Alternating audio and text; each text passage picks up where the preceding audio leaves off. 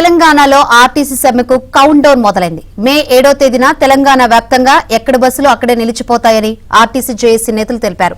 సమ్మెలో 40,000 మంది కార్మికులు పాల్గొంటారన్నారు.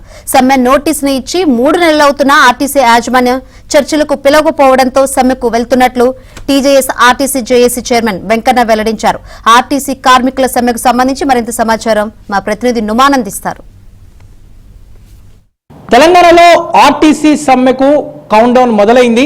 మే 7వ తేదీ నుంచి సమ్మెకు సిద్ధమంటున్నారు ఆర్టీసీ జేఏసీ నేతలు. సో ఇందులో భాగంగానే ఇప్పటికే ఇటు రాష్ట్ర వ్యాప్తంగా డిపోల వారీగా ఆర్టీసీ కార్మికులతో సమావేశాలు నిర్వహిస్తున్నారు. దాంతోపాటు రౌండ్ టేబుల్ సమావేశాన్ని కూడా నిర్వహించినటువంటి పరిస్థితి ఉంది. సో సమ్మె ఎలా ఉండబోతుంది ఏంటి అనేది కూడా తెలుసుకుందాం. ప్రస్తుతం మనతో పాటు మాట్లాడడానికి తెలంగాణ ఆర్టీసీ జేఏసీ చైర్మన్ ఈదురు వెంకన్న ఉన్నారు.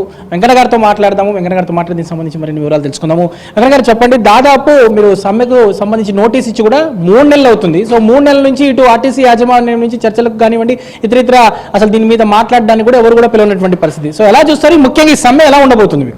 2 నెలలు 3 నెలలు కావస్తున్నప్పటికీ మరి వాళ్ళ నుంచి ఎలాంటి స్పందన లేకపోవడం వలన, మరి ప్రభుత్వము చొరవ చూపెట్టకపోవడం వలన, ఆర్థికంగా ఇబ్బందులకు లేనివి, ఆర్థికంగా సంబంధం లేనటువంటి డిమాండ్లను పిలిచి మాట్లాడడానికి యాజమాన్యం కూడా సుముఖంగా వ్యక్తం చేయకపోవడం వలన ఇలా విధిలేని పరిస్థితిలో ఇలా యూనియన్ల మీద ఆంక్షలు విధించి డిపోలలో కార్మిక వర్గం పైన విపరీతమైనటువంటి అణచివేతలకు గురి చేస్తున్నందున, వారు పడరాని బాధలు పడుతున్నందున, దిక్కుముక్కు లేని ఒక వ్యక్తుల లెక్క దినదిన గండం నూరేళ్ళ హౌస్గా బతుకుతూ విపరీతమైన పని భారాలతోనే కార్మిక వర్గం అంతా అల్లాడిపోతుంటే, మరి వారి నుంచి వచ్చినటువంటి ఒక అభిప్రాయం మేరకే ఈరోజు విధిలేని పరిస్థితిలో సమ్మెకు మేము సిద్ధంగా మే 7వ తారీఖు నాడు సమ్మెకు పోవడానికి మరి నిర్ణయం చేయడం జరిగింది. జేఏసీగా 20 సంఘాలు సమ్మె నోటీసులు ఇవ్వకపోయినా కూడా ఆ సంస్థలో పనిచేసే కార్మిక సంఘాలన్నీ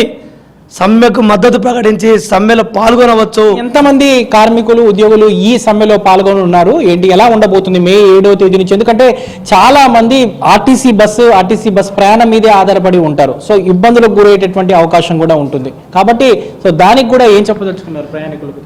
మేము ప్రజలకు ఇబ్బంది కలగాలనే ఉద్దేశం మాకు లేదు. మేము సమ్మె చేయాలనే ఉద్దేశం కూడా మాకు సొంతంగా లేదు. మేము 3 నెలలు కావస్తుంది. మీరు ఇచ్చినటువంటి హామీల గురించే మేము మా డిమాండ్లలో మీ హామీలనే పెట్టాం. దయచేసి సమ్మె నివారించే చర్యలు చేపట్టడానికి మీరు త్వరగా చొరవ చూపెట్టి సమ్మెను నివారించే ప్రయత్నం చేయండి.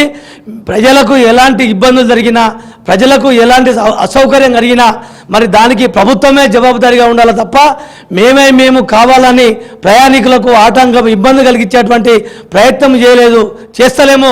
Thank you. మొత్తానికైతే దాదాపు 23 డిమాండ్లతో సమ్మె నోటీస్ ఇచ్చి దాదాపు 3 నెలలు అవుతున్నా కూడా ఆర్టీసీ యాజమాన్యం చర్చలకు పిలవకపోవడంతోనే సమ్మెకు వెళ్తున్నాము. తప్పకుండా మే 7వ తేదీ నుంచి పూర్తిగా ఇటు రాష్ట్ర వ్యాప్తంగా అన్ని డిపోల్లో ఉన్నటువంటి దాదాపు వేలాది మంది ఆర్టీసీ ఉద్యోగులు కార్మికులంతా కూడా ఈ సమ్మెలో పాల్గొంటారు. తప్పకుండా ఈ సమ్మెకు అన్ని యూనియన్లు కూడా మద్దతు ఇవ్వాలంటూ కూడా ఇప్పటికే ఆర్టీసీ జేఏసీ చైర్మన్ వెంకన్న అయితే కోరుతున్నటువంటి పరిస్థితి ఉందని చెప్పొచ్చు. వీడియో జర్నలిస్ట్ శ్యామ్తో Numan ABN, Andhrajyothi, RTC cross road నుంచి.